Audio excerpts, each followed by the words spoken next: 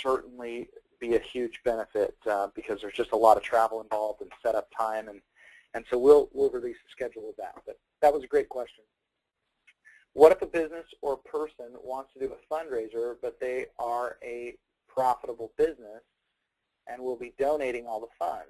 Do they get the same perks at the $299? The answer would be no.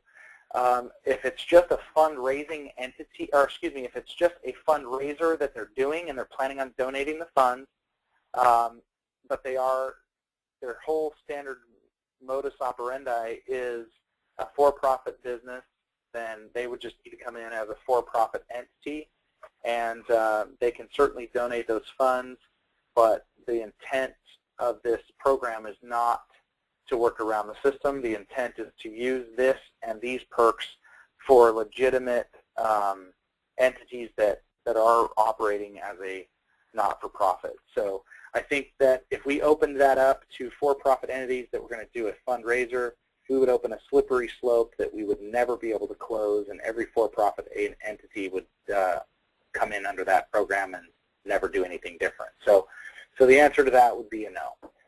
The next one, how do they sign up via app, send a check, question mark. So as of right now, the new software will receive, they will have the ability to enroll online. They just wouldn't go active until they provided those documents for us so that they could be approved. That's option one, but that's forthcoming. Right now, all charitable organizations must submit the application via a paper form. We are creating a not-for-profit specific form that is solely for the RFR program. It is not going to be something that we're going to put online right now because there's so many other more important things that we have than to make that link or functionality available at the moment. So right now, just have them send us a copy of their tax document or a letter on their letterhead with the information I had previously stated, and have that faxed to the company, and we'll go ahead and make sure we get those in the system. All right, next one. How can we say the residual check is forever when there are statements on the contract that say different under certain circumstances? Well, it's forever as long as the individual remains a Viridian customer. So I'm not sure I understand that question. It's a residual check that they get paid as long as two things happen. Number one, the individual remains a Viridian customer, and number two, that that they pay their bill. So that's really the two things that are defining whether or not someone is going to receive or continue to receive a residual check. And one thing that just dawned on me, this is one of the most important things, and I'm surprised I didn't put a slide in there on this, but I need each of you to understand something, that we don't use the words donate or gift. This is not a gift and it's not a donation. Viridian pays this income is earned income. And so when they get their funds, they are 1099. So this is actually a taxable event. They will have to rectify and reconcile their taxes at the end of the year with funds that are raised. Now, we have close to 100 not-for-profits that are using Viridian as a fundraising effort. A lot of those have done some serious due diligence with their legal teams and accountants. Now, keep in mind, I nor anyone at Viridian Corporate are attorneys or accountants, and so we encourage everyone to go out and get their own legal counsel and their own tax advice when it comes to using this as a fundraising program. Where are we on time? All right, we have 6 more minutes. Here we go. Next one. Does Viridian solicit anyone who signs up as a result of an NPO program to be an agent? We've already had that question, and I think it was answered sufficiently. What's the next one? Any way to ask to be in front of the decision makers without them insisting that they must first explain the program themselves to see if the board will invite you. Is there any way to be, I mean, that really just comes down to your personal relationship with the entity. If you're going to cold call a fundraising program or a not-for-profit and you expect to get treated as if you've known the owner for a long time, I think you're sorely mistaken. These are busy people, and these people don't have a lot of time, and they want to make sure that that their time is well used. And so a lot of them just have their process to go through. The beautiful part about our program is the whole thing is designed to be relationship driven. So, start working your warm market, and hopefully you'll have as little stop blocks as possible. The next one, can we get any charity's name on the electric bill to remind the customer who they are supporting? How? That is a great question. In fact, write that down, Ash, if you would.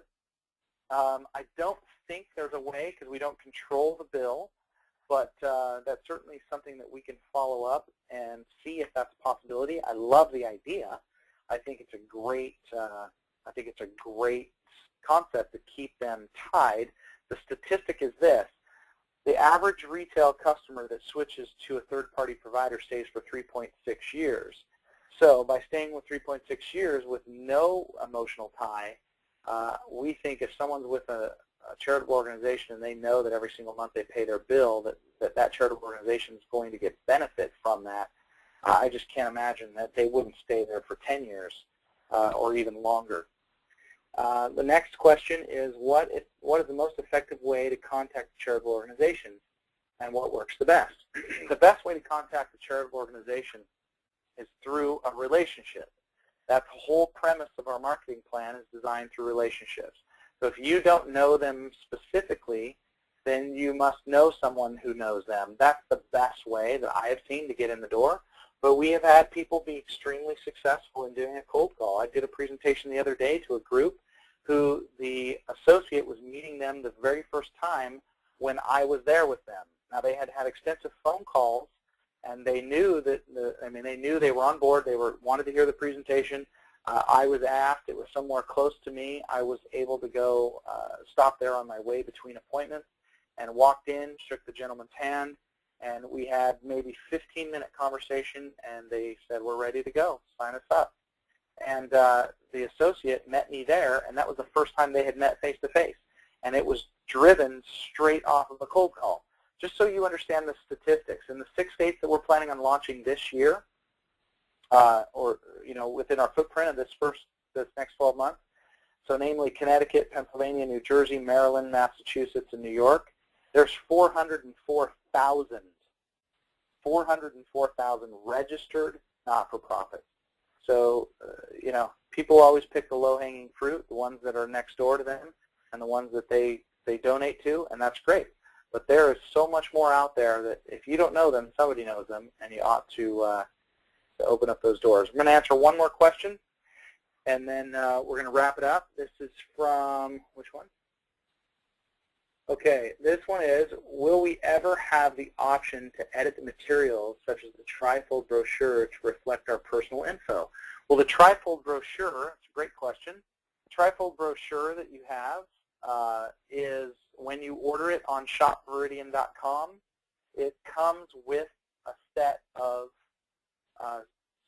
labels as well. So your labels are customized to you. So when you order the glossy trifold brochures, the ones that we just posted in your back office last week, if you go to shopviridian.com and you order, say, a pack of 100, you're going to get 100 labels that come with it included in the price, and you just take those labels and you stick them right on the little space that we created on the back, and that has your information, your website, your email, and your personal contact information, name and phone number. So that was a good question. Didn't have anything to do with not-for-profits, but it's a question nonetheless. Now, this week, just so you know, I'll be in Baltimore this weekend. We're taking a group of 20 individuals to the Baltimore Orioles and the Yankees game. They worked hard to earn that by sponsoring 5 associates during that particular bonus period or that particular time frame. So we're going to be enjoying a game with them, and then the next night I will be doing at the Baltimore Hilton. I'll be doing an overview, a Viridian overview, an open meeting, and then Saturday down in Baltimore we're going to be doing a training. So 9 o'clock to 1 p.m. we're going to be doing a training. The only last thing I wanted to say before I leave is we just did put on the schedule. The location is to be announced, but we will be doing a training in New Jersey on the 26th of this month in the Edison area. It was about as centrally located as we could get, and a hotel that could accommodate. We anticipate 400 to 500 associates to be at that event. So it'll be great. I look forward to seeing all of you. Hopefully this was beneficial for you. We look forward to working with you. I will hold